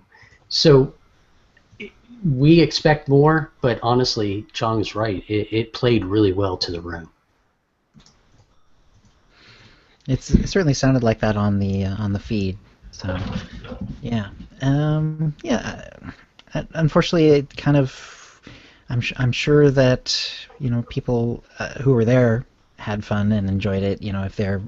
If they hadn't played it before, they probably will, or the casuals in the room might step up their game or whatever. But yeah, without something that hasn't already sort of broken the surface before, I don't think this is going to really make a huge impact, on new people getting interested in the game. It's like I said last week, this is sort of a chance for them to reach out to the wider Star Wars community, and I don't know what they would have said that would have really grabbed new people into the game so much. So, which is too bad, but must say though, it was a very, very nicely done presentation. It was certainly one of the more like high tech and more professionally put together ones. It looked like it was not quite as casual as the standard ones that I've been to before, where which are more like a mic in a hand standing next to the bar sort of. Yeah. That's clearly their approach going forward, and they've stated that previously. These would be more like marketing presentations, and having the moderator, the guy who didn't know anything about Sweator from ESL, actually asking the questions was kind of a nice kind of effect. The unfiltered questions. Obviously, they were filtered, but yeah. Now, everyone was also given wristbands. Now, on the wristband, on one side was a date, 15th of June this year, and on the other side was hashtag Fallen Empire. Fallen Empire. Now, the 15th of June is a Monday, nearly 7 weeks after Game Update 3.2. Okay. And I was thinking, is this like the next expansion? Or that was what I was assuming, but Sweator Minor on the latest OotiniCast points out that is the day before E3. which runs June 16 through 18, and that is most likely the day that EA will be having its press conference where they announce all of their games ahead of E3 itself. So most likely Fallen Empire, whatever that is maybe the next major update, maybe the next expansion, maybe it's SWTOR 2, maybe not. But that's probably what that is. So it's probably something we won't see in game. It's more the announcement of something we will see in game on the 15th of June. So that's what that most likely is. That makes sense because it's a little easier to come up with a wristband date for something where you're just having to announce something as opposed to having to actually launch something. Because if you put on a wristband and it's something about an actual launch, that's a little embarrassing if you have to change it. But if all they have to do is have something ready to present on that day, that's a lot easier. It makes a lot more sense. So I'm sure SWTOR Minor is 100% correct on that. So very nice. Yeah. Now, there was something else they released along roughly at the time of the live stream. It was on Twitter. It was an image showing just a Star Wars logo on a space background. And the tweet said, "There's a secret to this image from Star Wars Celebration. Help the community solve it." Okay, so the actual secret is that the full resolution version of the JPEG, or the actual file, has half of it was in a JPEG, the actual image, and half of it was a zip file. So if you opened up the file in an archive of like 7-zip or something like that, you can actually pull out the hidden file inside it, which was a picture of what appears to be a throne in somewhere orbiting above a planet with some extraordinarily large buildings. But anyway, and some orbiting, or is it just higher? Yeah, well, who knows? Anyway, it's a throne. It's a pretty cool image, and it's got in the bottom right-hand corner hashtag Fallen Empire, hashtag SWTOR. So, cool. Yeah, whatever. But yeah, the unfortunate part was when they first tweeted it, they had the sort of miniaturized version of the image that Twitter sort of attaches. So they take your image and then they compress it. So obviously they kind of lost the archive as part of doing that, and so you could stare at that picture and do whatever you like to it, and you would never get to the actual hidden part. Oops. Right. Yeah, so anyway, it's not much of a secret. So people were staring at that picture trying to solve it, and I saw all kinds of crazy theories. I saw people at the thing trying to invert the colors and rotate it. Right. Play with the contrast and stuff. Exactly. All the things you would expect to do. Who would have thought it was? Yeah, but if you actually just opened it in a hex editor or something, you would very quickly see what it actually was. Anyway. So enough said there, more Fallen Empire stuff. But that's pretty much it from the Cantina. Anything else that you guys heard who were actually there? Well, I mean, what we didn't hear? We wanted to hear? No, well, what did you hear? And feel free to express your what you would like. The only thing I could make out was someone was asking about Musco about the overpowered classes, and from what I gathered, from what I could hear, because there's so many people around it, was that there was 3 classes. I think Power Tech was one of them that I could make out that was going to get nerfed in the future. They want to bring all of them down, level them out. So there's going to be some nerfing coming out soon. So just be warned if you're one of these OP classes right now. Which is consistent with what I've said before, where they're not going to buff everyone, they're just going to bring other people, cut them down to size. Which is fine. We want balance in the forces. We had an email from Lethal X Bacon, who was also there. He attended the community cantina. A hot mess to get in. They had 2 lines for people who registered on the SWTOR website, which he did, and another people who didn't, such as his wife. So who probably doesn't play the game. So yeah, maybe next time they'll have a kind of with +1 for the person who's +1 option. Yeah, or something like that. I ran into that problem, but luckily Bill was there to save the day. And they actually shut down registration. I had to edit last week's show before I published it because we talked about people pre-registering it, but they actually shut that down before I put the show out. So yeah, apparently 800 plus people registered, and they only had room for 700. So yeah, they opened up the room to fit everyone in, but yeah, that was all a bit ugly. 501st were supposed to be there. Did you guys see them? Yeah, there was a lot of them there. They were in jackets, but they weren't in their trooper costumes. Okay.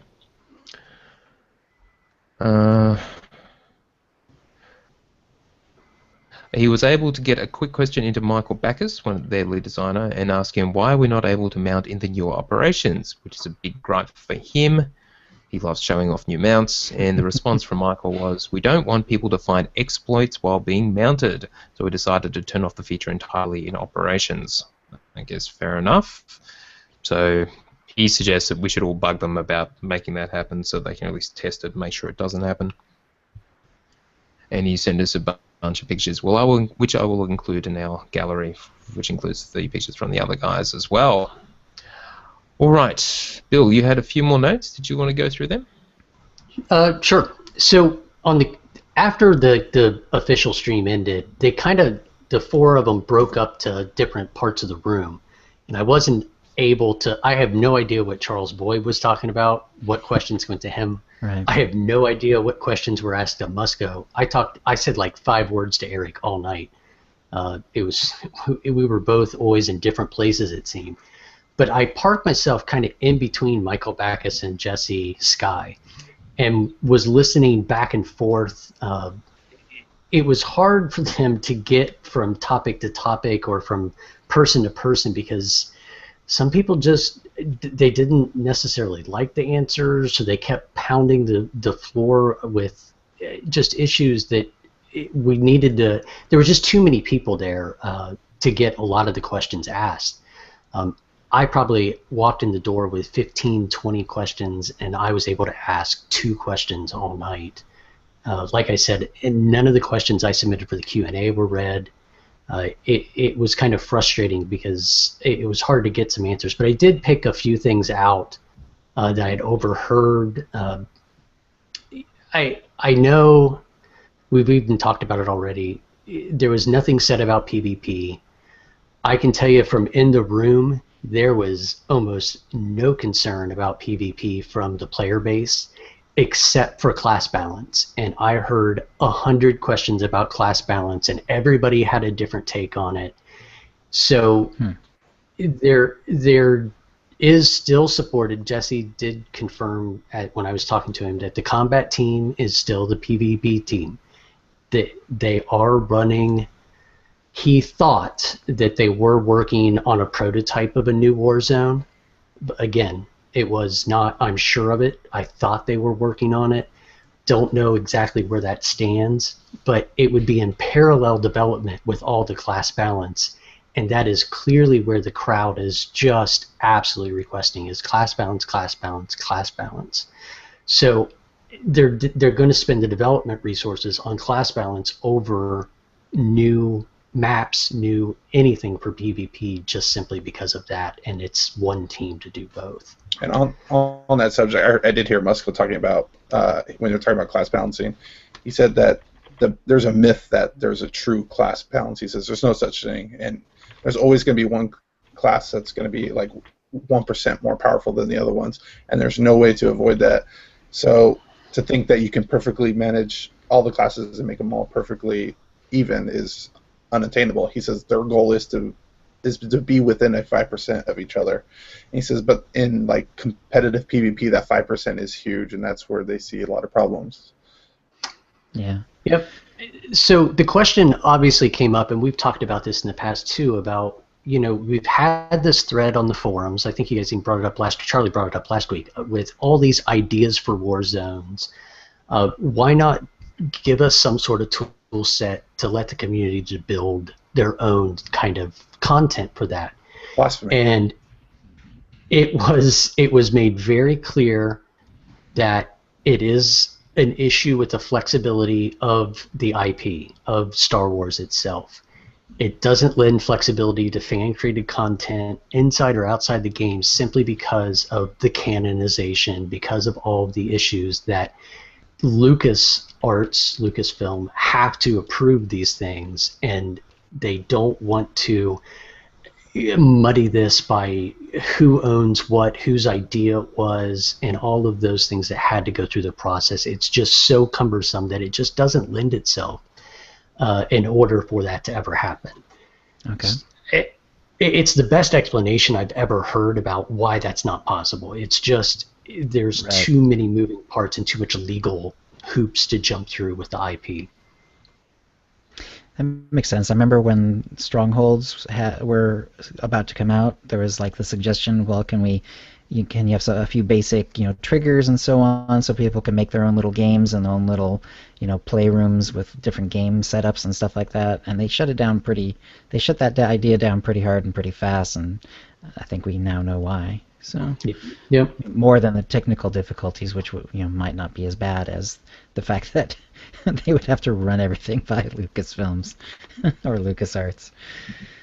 There was a couple people that I overheard bring up, when are we getting more class story? When are we getting more class story? When are we getting more class story? I'm familiar with reading that on the forums constantly too.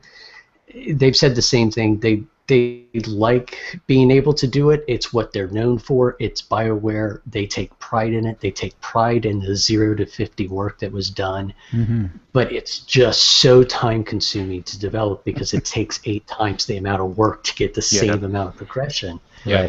So don't look for much. I think what they're going for is what they hit with 3.0 with that one side mission. Quest. Yeah.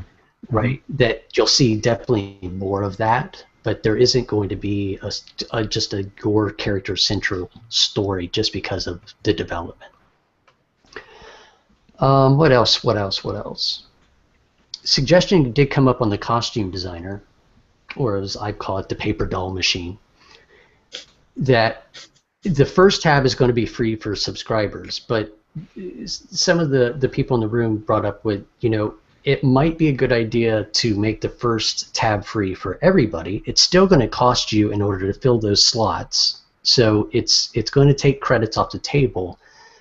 But if you made the first tab free for especially preferred or free-to-play members without seeing what it can do, it's probably not as likely for someone to throw credits at it or cartel coins without seeing just the benefits of it. The first tab's pretty cheap, though. It is. I mean, I wouldn't notice it, but I wouldn't notice unlocking all the tabs either, and I think that's 5.5 million. So it's hard for me to judge. Wow, that was the biggest peacock I've ever seen. It's like the old stories about... That's not about, true, you know it. Yeah, it's like the old stories about how it's not worth Bill Gates to take the time to stoop down to pick up a $100 bill because his time is worth more than that. Yeah. I like that. I read that. As far as the content around Galactic Starfighter, there is nothing in the works. It's just the lack of participation. And Michael Backus just, he was taking a beating on GSF, guys. Trust me, they feel the frustration from the community. He was just taking a beating on GSF. He fully recognized and stated, I understand that us not supporting it is driving the lack of participation, which then in circular is making data look worse. Yep. We recognize that fact. We agree. We understand, but it is a resource issue. They're trying to put the teams on developing content that has the largest payoff for the most amount of players, and GSF just doesn't fit that mold. Even at its peak, there wasn't enough players playing. It wasn't generating enough subscriber or revenue base to actually make it worth their while to create the content for it. They'd rather spend the time on developing PvP, on developing story-based content, on developing new flashpoints and operations than this. It's just a trade-off, and we've heard that over and over again from them of they want to do something to a certain level of quality. It's just a matter of where can I spend the resources? Can we spare 2 people? Can I spare an art asset and someone to develop a new map? And right now the answer is just unfortunately no. Starting to sound like an excuse, though. Oh, we want to do it so good, we just can't do it right now. If they added PvE GSF, now that would bring in a lot of players who just don't want a PvP. in the series. I would agree. I think that was from the beginning. That was the mistake, and they rolled it out saying, "We did it. We've done what you asked for. We're rolling out Galactic Starfighter," and we all kind of looked at it and said, "Well, no, we wanted the PvE off rails. Yes. We didn't want PvP. We wanted PvE content." And I think that was one of the major misses in the beginning. But that goes back to another one of the things that came up was swoop racing. And Jesse took this one, and swoop racing we know has come up before. And this is not stated explicitly, but I did get the feeling that it went into the amount of time that went into developing GSF didn't have the payoff and participation they hoped for, that they not necessarily want to make that same mistake and put a lot of resources in making a whole new game environment and then it get abandoned. Right. They said, again, very clearly, we could not do head-to-head competitive swoop racing. It's just not technologically possible due to your client always showing you ahead of others, just because of the natural latency in between communication between you and the server and the other person you're competing against. Yep. And that really is a thing, and there's literally no solution. Right. So the only solution they rolled out is, could you do solo runs and it be in a timed environment? Just like in KOTOR. Right. And would that be good enough, quote unquote? And the overwhelming, of course, then on the floor is, yeah, that'd be great. Yeah. It's something is better than nothing, but it goes back to how much time are they going to, that's easy to say, but is it really going to be something that's going to draw you in when you're doing it solo without any way of necessarily seeing how well you're doing stacked up against someone else? Well, I can guarantee that I would get more time out of solo time runs of swoop racing than I will get out of all of the story content in the game update 3.2. I can guarantee that. I would play it on and off, say, the swoop racing, but I can get through Ziost on one character, a couple of hours, and then I'm done. And I have no reason to repeat it on another character. Right. Until they roll out that gear. Or until they roll out the next expansion and, like they did this time, require you to finish Ziost to go to the next. So you have to do it 16 times. Awesome.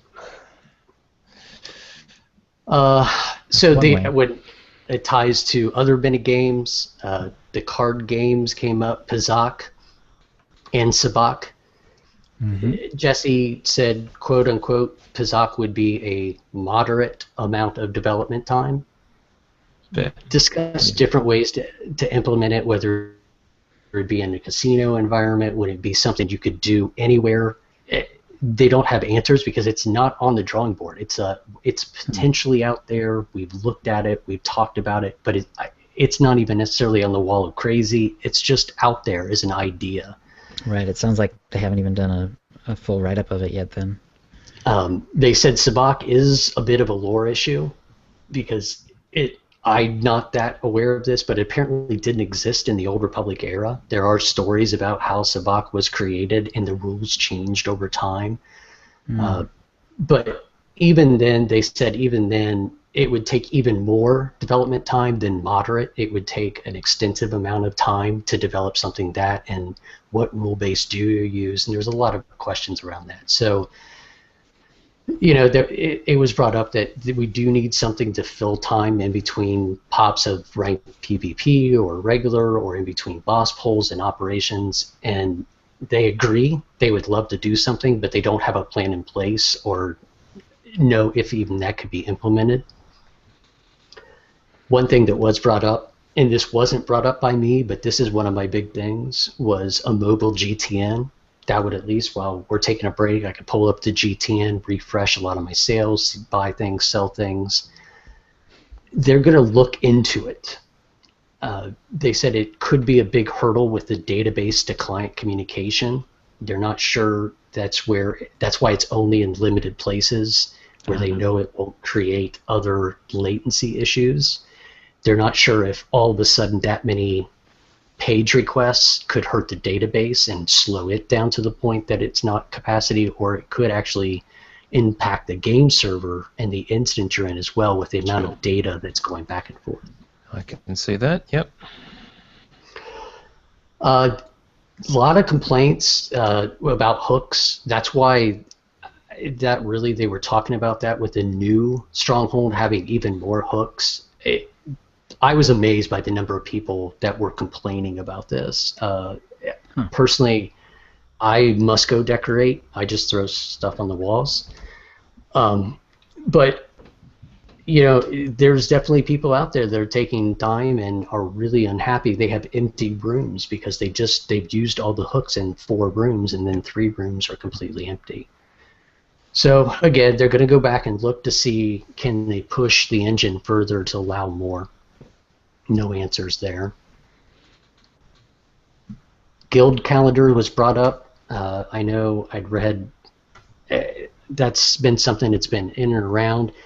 They really did question whether if there was a bang for the buck there at all, that would it even be used, and what the benefits would be. So there was definitely no answer.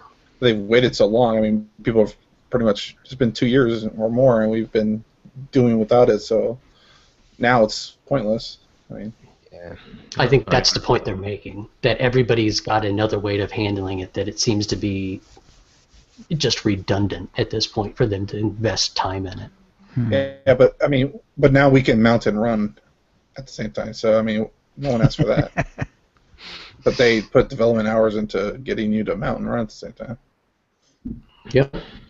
All right, guys, we're running really long, by the way. So, Bill, once you're finished, and keep going. We don't want to miss anything, but we'll wrap up after that. Actually, you're almost there. Just the last thing really brought up was item space, and specifically stackability. I think there was a question, if I remember right, there was a question about that in the Q&A, and they said, get on the forums and tell us what needs to be stacked. But Jesse and I did have a conversation that realistically, can we please increase the stack size above 99, especially for crafting mats and things like that, and bed packs and things, that we could at least free up inventory space and increase that. So he said they would go back to the teams and see if that's possible.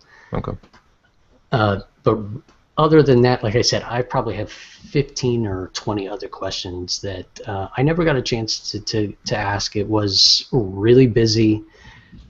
750 people in the room, even if 200 of them had questions, and I would say that's probably fair that 200 of them had questions. There just wasn't enough time. We had a really hard cutoff, and we just didn't get through questions that were out there. So hopefully, we'll have somewhere else to get those questions in the future, and we'll see what comes out of them. And I just want to add, they had delicious coconut shrimp there. Cool. All right. Anything else anyone wants to bring up?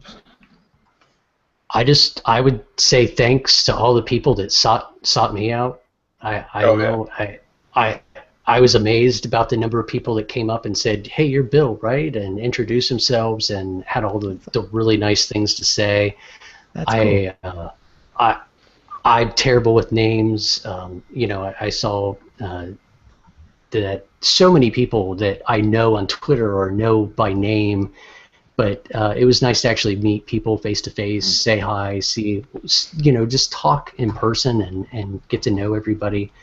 A lot of good ideas exchanged, and the guys from the Enmity podcast, they specifically wanted to mention to Tio and Chill how much they enjoyed, and you guys were their inspiration. The wind beneath their wings, I think, were the words they used. Wow. Good to hear. So it was really nice to meet so many people. I think at one point I had as many people standing around asking me questions as either Michael or Jesse did. So That's funny. It was kind of interesting. I was not prepared for that at all. Yeah. But it's a great community. That's sweet. What about you, John? Any final words? No, I like to say hi to Andy, who listens. He also came up to me, and he thought I was Bill, and said hi. So just want to let you know. We're Thank you, easily guys. confused. We are very similar in appearance and shape. Well, they were both wearing their OotiniNights shirts. Yeah, so you can see how they got confused. You had to explain Alright. you weren't the banker, you were the boss. Yeah. So that's our wrap-up of the Community Cantina in Anaheim and the Star Wars celebration. This will be a long episode. You're welcome, Rub. All right, that's the show. If you'd like to play with us in the UTD Knights Guild on the Republic side of the Harbinger server, or in our Guild on the Empire side, do a /C join Utini to join the Utini channel. Then ask for the quiz that lets us know you're a fan of the show.